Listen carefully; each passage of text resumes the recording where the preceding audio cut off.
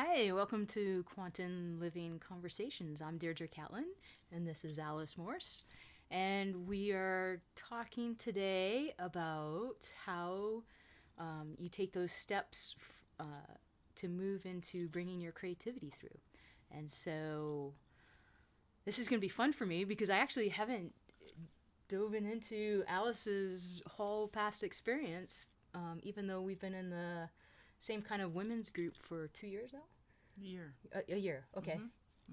Seems like two. No, just kidding. Yeah, Um, seems like so, and so back in February, so this is September of 2019. Back in February, Alice came out as an artist to the group. It's the first time that she finally admitted to everybody that she was an artist and that she was going to start intending to put more of her effort in that direction.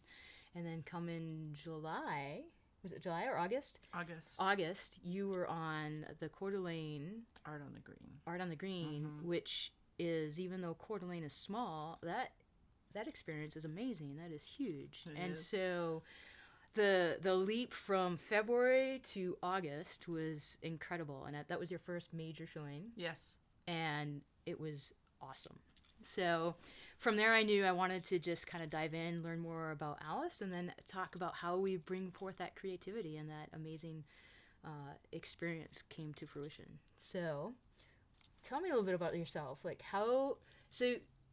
we were just discussing that you're a little bit older than I am, although you feel 30 to 40. Which yes, I am chronically, right but I'll be 90 and I'll still feel that way.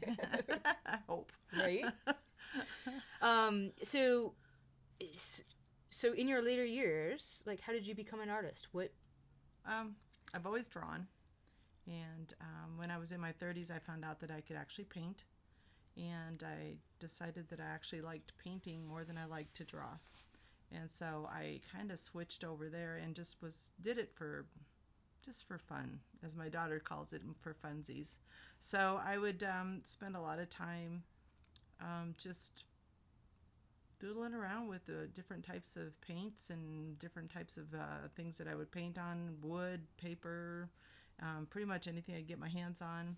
I did ornaments. I still do ornaments, hand-painted little glass ornaments, things like that.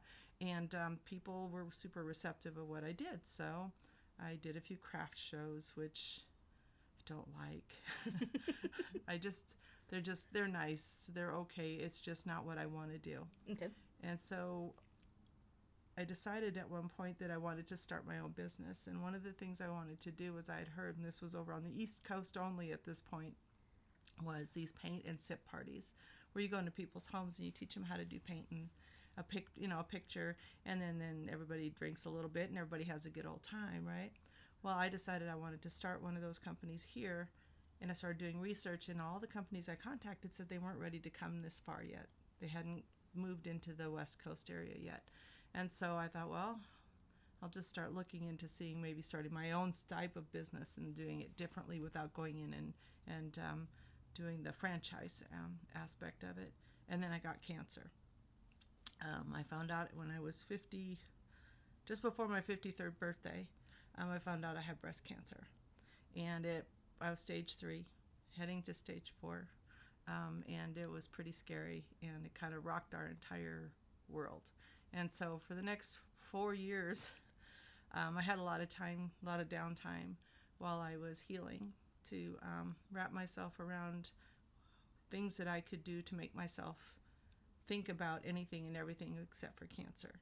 And so one of the things was I had a blog that was called "Oops, My Boobs Fell Off," and that's how I kept everybody informed. It was my humor. So I decided, okay, I'm going to poke fun at cancer. I'm going to poke fun at this. And yes, it's a very serious thing. Trust me, I know. Right. But I would rather laugh than cry. Okay. And so from that point forward, then we decided that I needed something else I needed to focus on. And so I started focusing on my art and thinking about, well, I can't do it right now, but when I get better, this is what I want to do. And I developed a business plan. And my art paint and sip party plan came to be actually within a month after my final doctor appointment, them telling me that I was good to go, solid, And it took 4 years of a lot of different crazy things that happened along the way that I won't bore you with, but it was it was quite an ordeal to get past to where I am now.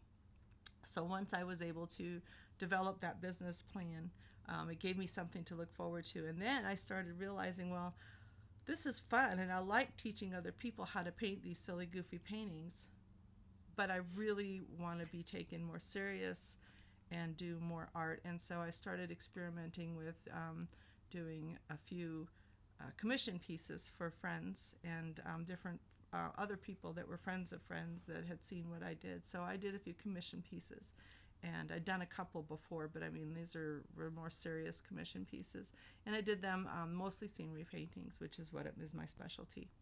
Then I found acrylic pouring, and my energy and my soul went, oh, hello. Where have you been all my life? So I've been doing acrylic pours actually prior to me having cancer, but I only did it for 3D Christmas presents, things like that. I did little gifts for people, but I didn't really sell my art that way. And now it's morphing and growing rapidly, and I'm loving every minute of it. So cancer made me go from being super timid and insecure about my life in general and my abilities to, I guess, you get a second chance, and you kind of look at yourself and go, if you're not going to put yourself out there, nobody else is. You know, there's that old thing that makes me think of when I was a little girl, the putting it under a bushel. Don't put your gifts under a bushel. Don't hide them. Let it shine. Right. And so I'm letting it shine, and I let it shine, and things are shining back, and it's pretty darn cool. So well, and that was super obvious to me, like the tent that you had with your friend, and just the energy around it, and everyone was super excited. Yeah. Because you've made the acrylics into it's jewelry, right? I make the acrylics into the leftover pour paintings that I do, the painting that pours off of it. I didn't want to waste it, and so I did some research and kind of found out different ways to utilize that extra paint, and so now I make my jewelry. And I do Reiki energy on all of my acrylic paintings that I do, whether it's my painting a rock, painting a scenery picture, or doing my acrylic flow art. My pours are, there's a lot of energy movement in them, and people could actually, when they came in, I didn't say that, and people would come into my booth and they go, oh my God, this painting has such good energy. And I'm like, well, as a matter of fact. Right. So, yeah, well, it shows through. I was going to mention talking about that because Yeah. I think we kind of grew up in the energy stuff is a little weird. Mm-hmm. But I think we're coming to a time where we know it's true, right? Like we can go into a house and know where a dinner was made with love, and we can, it tastes better, right? Oh, or a absolutely. restaurant where someone who's just doing something that they totally love versus line order, whatever, get them out, right? Like we can tell when things are infused with love or Reiki or energy or however you want to describe it. You bet.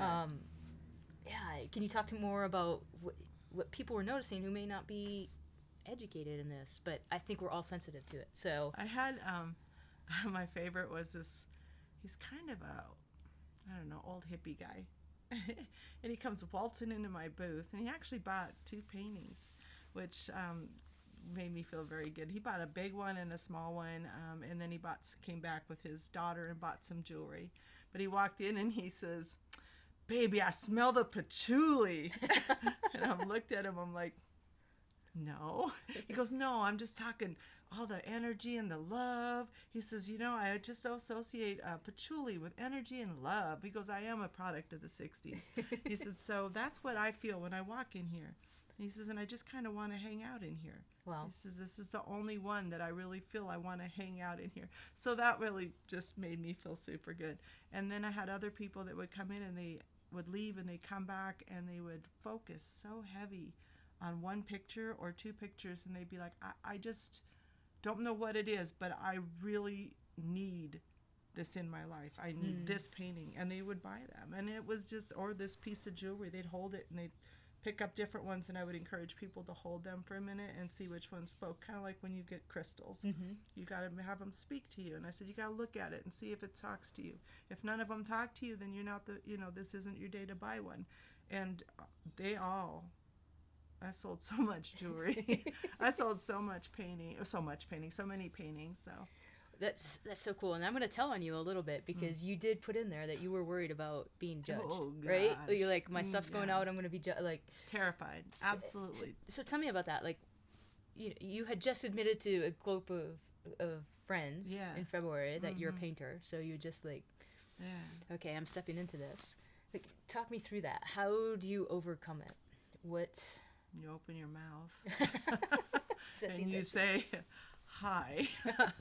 There's something you don't know about me, I mean, I'm a clown. I'm a class clown at heart. I don't always speak it out because sometimes I wonder about my humor, but there's times when you just have to actually just put yourself out there and take a chance at being judged. And because probably the biggest judge, and I realize this now, is myself.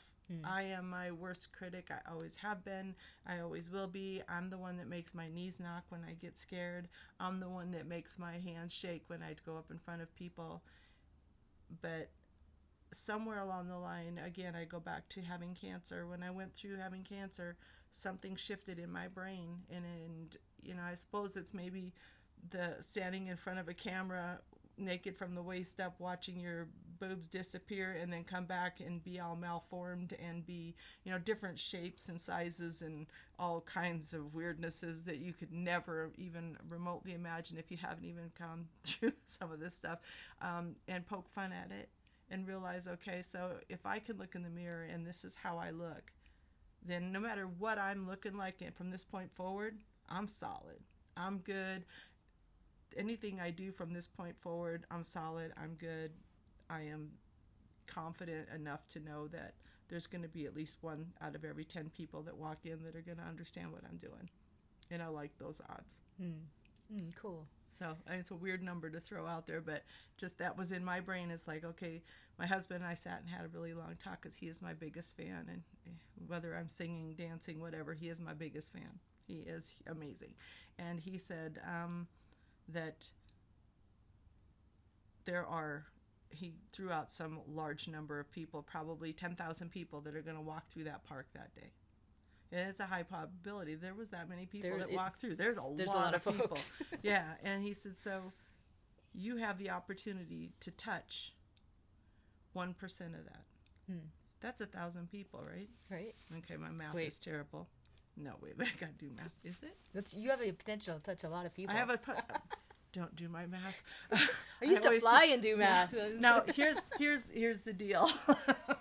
This is why I do art, and I do not have and you an have someone who accounting does job. the books. And Jeff does my math. No, anyway, he threw out this huge number, and whatever the percentage was, it wasn't one, but whatever the percentage was, he said you will capture that small percentage of the audience. He said, now just think how big of a number that is. He says, and the rest, it's not for them, and that's okay. He said, because they're going to walk through other booths, and that'll be for them. So there's a lot of grace in that thought too. There is. My husband has some pretty good. Pretty wise. He's a pretty wise man. Get him on another podcast. Yeah. We were talking before a little bit, and you had talked about how way back in the day, and then part of this carried over to how I grew up too. Children are not seen and not heard. And talk to me about that. Like, did cancer kind of take care of that too? Of like not being out there, like what? How did that affect you? What does that? Wow. Well, like I was telling you, I grew up in an era I grew up in the 60s. I was born in December 1960. Okay, so I mean, I'm a solid 60s child.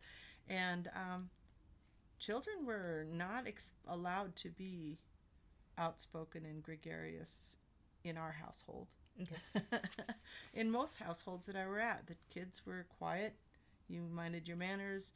You did your chores. You stayed pretty much invisible, seen and not heard. You sat there. You were the proper child at the table. You said you minded your manners. When company came over, company was served first. Kids were served last. It was the way I was raised. So that made me super anxious and nervous about ever being up in front of a group of people because I was supposed to be seen and not heard. So I sing. I love to sing. And I'm not bad. I'm not good, but I'm not bad. but I couldn't sing in front of a group of people. I couldn't hardly sing in front of I couldn't do karaoke for years. All of a sudden, I'm a karaoke queen. Again, somewhere along the line, something switched in my brain, and I went from being timid and nervous and terrified of every little thing to embracing every little thing. And part of that, I really realize now, is that not so much 100% because of the way I was raised, but because I can perceive. I was perceiving, and I could feel things that weren't necessarily mine. And so once I learned that those things weren't mine to feel, that those were other people's things that I was feeling, that's where that empathic thing comes in. Right. So in a room, you can feel every single thing that every single person is thinking, feeling, and sometimes they're having a bad day, and it's not because of you, and it's not aimed at you. And right. So once I figured that part out, and then I had a lot of time to think when I was laying around getting better, thinking, well, wait a minute, that isn't my stuff, you right. know? And when you own all that other stuff, that can make you sick. But that's a whole nother thing I figured out too. But yeah, it's just, I've grown. What do you mean? Your stuff that was yours to own? No, stuff that wasn't mine. You were carrying others. I carry other people's things. And if you carry other people's burdens, everybody else's stuff, and you don't know what's yours and what's theirs, and you can't shut it down, and you don't know that you are doing it, you can make yourself physically ill. Yep. I went through the entire, all the way from kindergarten through graduation, doubled over in the bathroom half the time with stress. Right. Because I was constantly thinking that, I was owning everything, thinking there was something wrong with me. Right. You know, so. How did you feel? You said doubled over, like you were sick to your stomach? Severely nervous? Anxiety, stress pains, yeah. Felt like somebody was shoving a knife in my stomach. I'd get doubled over. And I know now that it was stress. Right. 100% stress. It was just the stress of being in front of other people, of being around other people, and thinking that it was all targeted at me. Gotcha. So, yeah, wicked. It is. Most of my adulthood too. Yep. Yeah. and it's cool. I mean, that's what we were discussing talking about too anxiety before can do to your body. Yeah. Yep. That's fascinating. So I'm curious about the switch, because you were saying that you don't know. So it sounds like some of the switch for you came with cancer, and then facing who you were in the mirror, right? Like coming to terms with what actually was there or not there anymore. A couple of switches that actually helped me. I'm still in frame, right? Yeah. A couple of things that helped me. I went through a couple of divorces. Okay. And with each one, I learned what I did not want in my life and what I did not need in my life. And I became a stronger person especially after my second divorce. I became a much stronger person. And so I gave myself a list of non-negotiables. Cool. And that list of non-negotiables were, this is how I will never ever allow myself to feel or never allow myself to be treated again.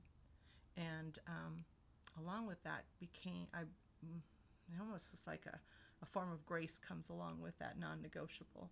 Once you decide what your true self is and I will never let someone squelch my personality. I will never let someone tell me I'm too loud or obnoxious. These are not things that are loving, kind ways of being. And so once you are able to accept those things and know that you're worthy, then all of a sudden you're like, well, maybe I am kind of amazing. And then I found out, and this is going to sound terribly vain, but when you tell people you're amazing, after a while you start believing, I'm pretty amazing. You know, it's like, I'm funny. Right. First thing I do when I get up in front of my group of my classes is when I'm teaching them the pain is, you guys are going to have so much fun because I'm funny. And I'm good. Yeah. And I can fix just about anything. And that sets a tone. And so I do that to myself every morning. I get up, I'm funny, I'm smart, I'm wise, I'm pretty wonderful, I'm a creature of God, I am a creature of many talents. And so that's how I feel. That's and awesome. It's a wonderful feeling. That is cool, and it's neat that we call that vanity. Yeah, I know. It's sad. It's like truth.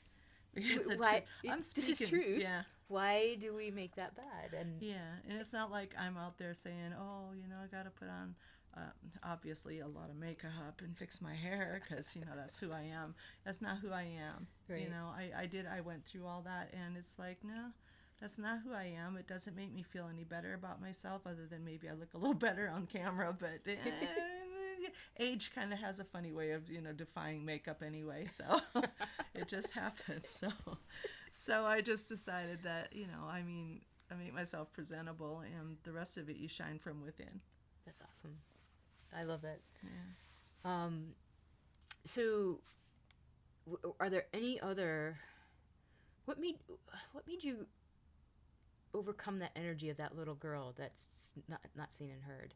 To I'm gonna put myself out there, because there was a switch, but there was a process too. Slow process. It was having to put that the strong, creative, energetic, amazing person away for so many years, and I almost feel like when I met my husband that I'm with now, it's 14 years ago almost. I had just changed. I had decided that this is no more. I am not going to be somebody that I wasn't meant to be anymore. I'm supposed to be this person that other people come to and talk to and appreciate and love, and I'm supposed to be this person that puts my stuff out there to make other people feel good, and I want to help other people. And one of my ways I help people is I help them through art, and art is a therapy in its own right.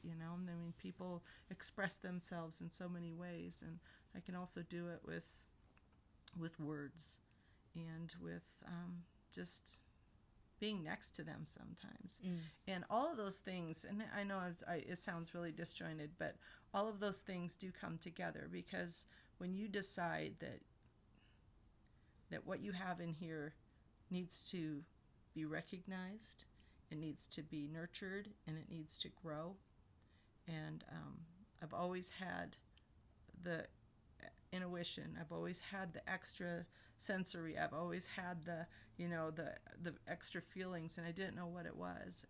I used to see people when I was a little girl. They tuck me in at night and scares the shit out of my mother.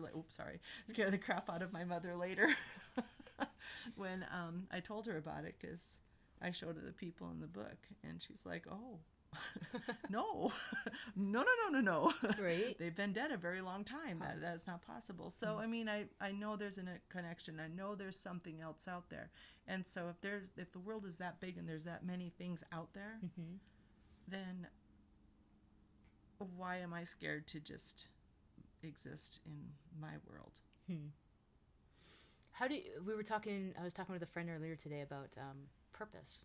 Because that's kind of what you're finding, or mission or purpose. So you kind of touched on that. Like I want to be that person that people come to. I know I do it through my words and art. How did you discover that? I guess it's probably a feeling, but how did you identify that to yourself? My art is always, everything I do seems like with my art or my music, it draws people in. It draws people in. It makes them, they always say things like, and granted, and a lot of times it's friends and family, but this is also strangers. You speak the truth, They're too. also strangers. There are also strangers out there that have said that they just feel something. It brings out something in them. And when I teach people or I work with them with art, and I've done it with kids in school systems when I was working as a paraeducator, things like that, they always said that they felt something special. They felt it made them feel good. It made them feel like a piece of them was missing, and they've kind of found a little part of them. And I've had people that have said, well, I've always liked art, but I was always afraid to try it, and you make it so easy. You make it so that I feel like I can do anything. And I have had so many people tell me that I've inspired them, and that just kind of blows me away, and it makes me feel very good all in one big old fuzzy warm ball. That's super cool. I did have a question. It had to go along the lines of, now I remember it. It was, so you're working a regular job and doing this. How do you find the time? How do you find the balance? How do you find the excuse not to, right? Like, How do you balance all How that? do I find the excuse not to go to work during the day for my real job? Well, that, yeah, that's and the hard excuse part. not to do No, the art and the stuff. Like how do you find that balance? Because we do have. So this is, I think, my secret we were talking about earlier is we do have obligations right now, to pay the bills, to pay back debts, which are agreements we made, which, to live this life that we're wanting to and live in this amazing, awesome, creative experience as well. Yeah. Well, I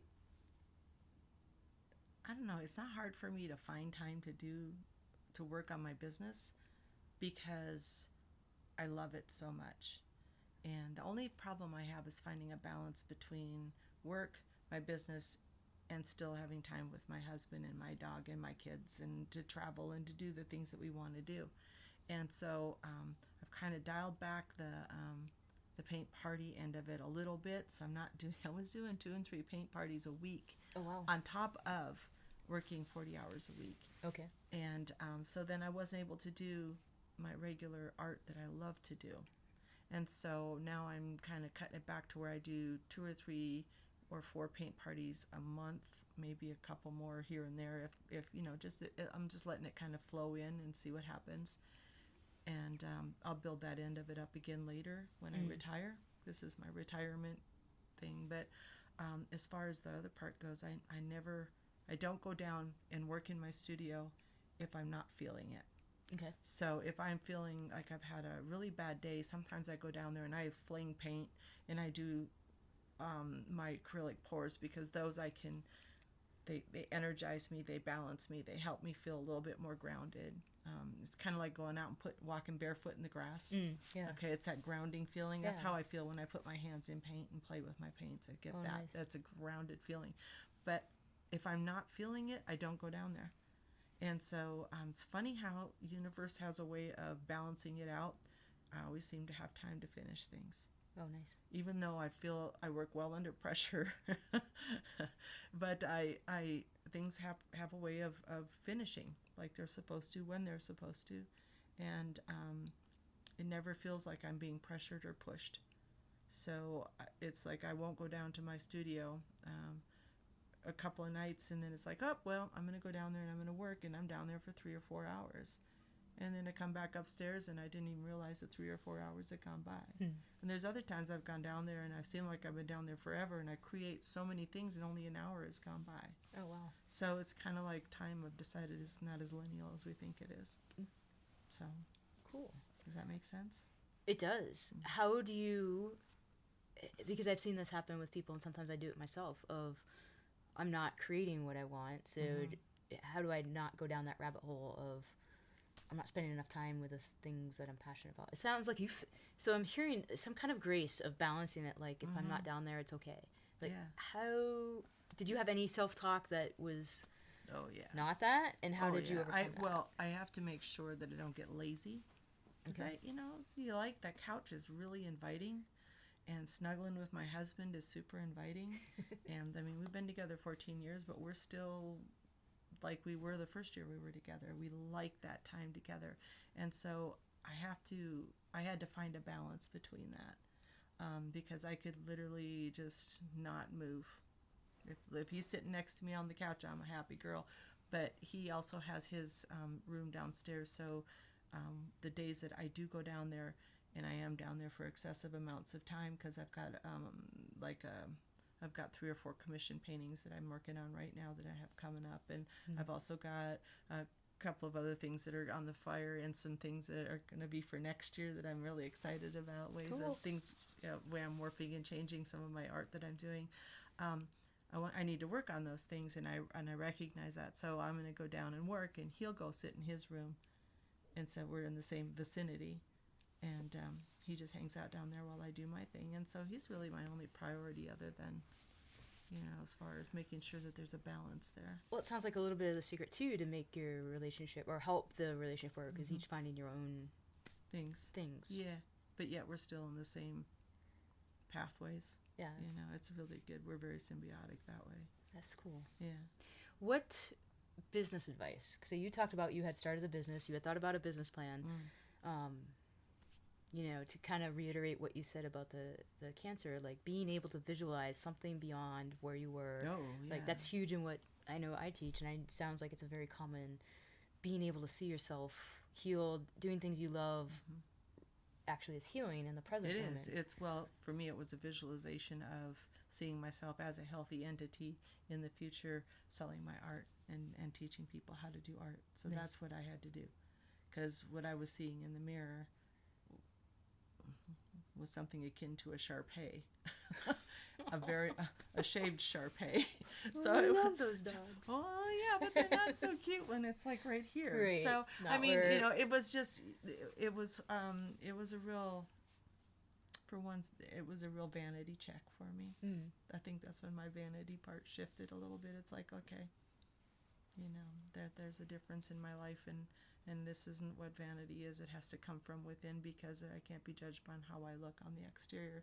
Because if it was, if I were to have a catastrophic event that damaged my face, I would still have to be myself somehow. So, it's just right. that perspective. But as far as getting a business up and going, man, it's hard. It's hard because you're putting yourself out there. But it's exciting and it's exhilarating, and it's like, and your brain is going 90 miles an hour in a million different directions on how you can possibly make it work. But what you have to do is dial it in and sit down and set down your goals of what you are, where you want to be, and what you need to do to get there. And I guess that's called a business plan. And so I wrote a really good business plan. It was a very colorful business plan because I drew a lot of pictures. You're an artist? Yeah, I'm an artist. Yeah, it's not going to be boring. There is nothing in my life that's boring. And so my very beautiful, colorful business plan never was submitted to anyone because I didn't need to, because I didn't go out and get a loan, because I started small. I just got a credit card with a large credit limit on there and just jumped in with both feet. And I assumed the sale. I assumed the sale of the business. This is my business. This is going to make it. This is going to work. And I went out and I bought 50 easels, and I bought 50 canvases, and I bought all the paints that I needed to start up, and I came up with 5 or 6 different painting pictures choices, and I called all my best friends and said, okay, here we go. This is what I want to do. Help me. And let's do a party. And they all came over to my house, and then I did my first paint party for free for them, and I had them critique me and what my presentation was and what they wanted me to do, and it was a great party. And then I've been booking parties ever since. Wow. And so jumped right into it. I did it. I just did it. You just have to get to a point where you get off the couch and put the pen and paper away and become active. And it's hard to do, but once you do it, it's just keeps going. And then you have to keep babying it along. You can't just expect it to grow and change on its own. So,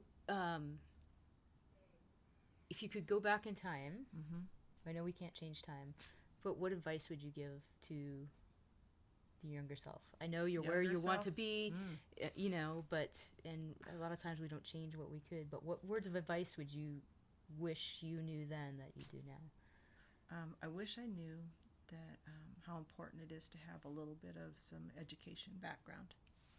Okay. Some business education background.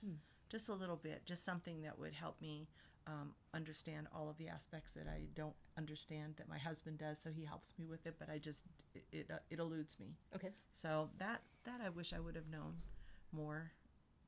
I also wish that I would have acknowledged the fact that that I am as amazing as I am earlier. So I wish I would have been able to embrace my heart and soul a little bit more, and say, and use that, bring out that bravery side and say, and be able to put it out there without worrying about being judged. So that I think was my biggest stumbling thing, was worrying about what others think, and that's what I was raised, is to always be worrying about what the neighbors would think. So right. There was a big culture. It was a huge culture, perception, and so I wanted to. I wish I would have been able to believed in myself sooner, and in my abilities and not worry about whether or not it's something somebody else has done, you know. So how do you help foster that in other people, like with your kiddos and like The kiddos. Oh, well, I have one that's a playwright and one that is does acting. So I think I do a pretty good job of building their egos and their self-esteem up. In fact, that's something that I instilled in them at a very young age because I knew that was my deficit, and I didn't want my children to have that deficit. So they got into acting, they got into drama, theater, all these things, art classes in school, all the stuff that help them build their own confidences up. And they both went to college. How do you do that for your students? How do I do that for my students? I just tell them that they can do it. I just, it's possible. I tell them, don't be a naysayer. Don't be negative. Negativity begets negativity. So be positive and positive things happen. And if you do something and you're not happy with a brush stroke that you did, it can be repaired. It can be fixed, or we can incorporate it into something else, and it goes from ugly puppy into a beautiful dog. So a lot of things just start out looking really rough around the edges, but we just keep working with them, and I keep working with them, and eventually their painting that they walk away with, they're really happy. And so that, between doing that or teaching the private classes that I have, it all just kind of sounds like together. A great metaphor for life too. Yeah, it kind of is. Cool. So one of the questions that I get to spring on people is kind of going back to that we don't celebrate ourselves enough. No. So if I asked you, what delights you about you? What delights? Wow, that is a good question. Don't worry, when I asked myself that, I had to think for a minute. Oh, too. I gotta think. Well, actually, I stumped myself. no, it's not a stump. Actually, there's a lot of things. I think, go for all of it. Is it all right? Yeah, I think again, I'm gonna toot my own horn a little bit. I think it is. I think it's important. Funny. I am a damn funny person, and I keep telling people that, and eventually, I've got a pretty good following of people that believe I am pretty damn funny, and I'm quick-witted and I'm slow-tongued, though sometimes words don't flow very well, and that's a combination of head injury when I was a kid and brain farts up galore, and that also falls back into that. A little bit of age rolled in there and some chemotherapy. Man, I tell you what, that'll be a brain eraser like no other. But just my humor. My humor, my compassion. I really love that I'm a very compassionate person. And I've tried to dial it back and I can't. I sit and I found out I couldn't be a manager because I can't fire people without crying. I'd cry. I'd fire them because that was my job, but I'd cry the whole time and try and make them feel better. So that's not exactly the job for me because it was killing me. But just, again, it goes back to the humor part. I'm able to laugh at just about any situation and make best of it. And I get other people laughing with me. I'm curious, what does compassion mean to you? Compassion, wow. It means just understanding and empathizing, not sympathizing, but empathizing. Knowing that somebody's going through something, knowing you can't necessarily fix what they're going through, but that you can help them go through it and make it more tolerable. Mm. Does that make sense? Because that's, to me, what compassion is. Where did you find compassion in your chemo? My chemo. Or in your cancer experience? Just my whether it was outside, like from outside of you, or within you, or all those other people. I just watched what they were going through, and well, when you lose your hair, and you go like this, and you pull your hair out, and it literally, you have a handful of hair. Okay, I dealt with it with humor, and I had enough grace about me to be able to get other people to see the humor in it. To see the other people that would sit there and hold their hair and cry because their hair was falling out. To sit there and understand where that's coming from, but to know I can't fix that. But to help them understand that, you're still beautiful. It doesn't matter if you've got hair or not, you're still beautiful. And I did call and thank my mother for letting me be the 5th child because my head was nice and round. The entryway was well defined. It was. So I had this beautiful round head, and That's And awesome. that's where I also found out that I have one, grandfather ear on each side. So, it's Nice. kind of funny. But, it's just compassion is the world's lacking a lot of compassion. It just makes me sad that we have so many different differences of opinion that affect how people interact, and how they can't just accept that everybody is allowed to have a different opinion. Mm. And so whether it be about cancer or anything, how you raise your child, how anything, compassion is such an important part of it. Life needs compassion. It does. In order for it to nurture and grow, you got to have some compassion. So, and that's like a business. Got to have some compassion. You have to have passion and compassion in your business for it to nurture and grow. Oh, cool. I hadn't heard that before. No, that's awesome. that's my life. Are there any last words or wisdom or anything that comes through that you would like to pass on? Or just don't waste your time worrying about what you might be able to do or what you maybe could do. Try it, because if you don't try it, you don't know. I tried roller skating again, found out that is not my thing. I'm sitting crooked for a reason, and that was a year ago.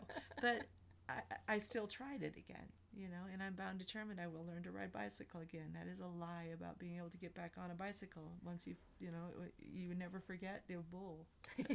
When you go through body changes like with cancer and stuff, my whole body balance has shifted. My whole everything about me, my whole chemistry has changed. Right. And so that muscle memory and stuff is like way different. It's way different. I've never thought about that before. Yeah. Oh, it's horrible.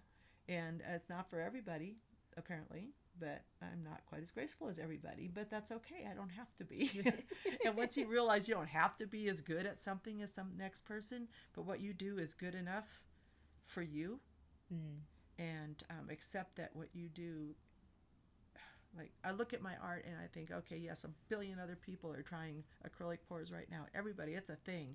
I've been doing them longer than people have been doing them, but on the internet mostly. But mine are different because they're mine, and they have a different intent because I put my energy, my love, my thoughts, my feelings, my emotions into it.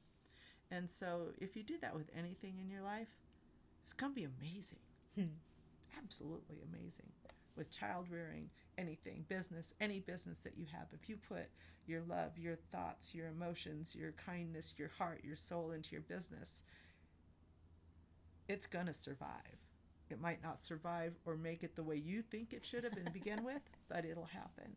Right? Yeah. Oh, that's so cool. Well, thank you. Thank you. So one of the things she's not saying is that she got commissioned for one of her biggest pieces ever at her first show ever. Yeah. And I'm super excited for you. Yeah, they're a lucky person to have what you're going to be building in, and I can't wait to see what's coming for you. Yeah. I hope it all pans out. So here's an opportunity to plug your business.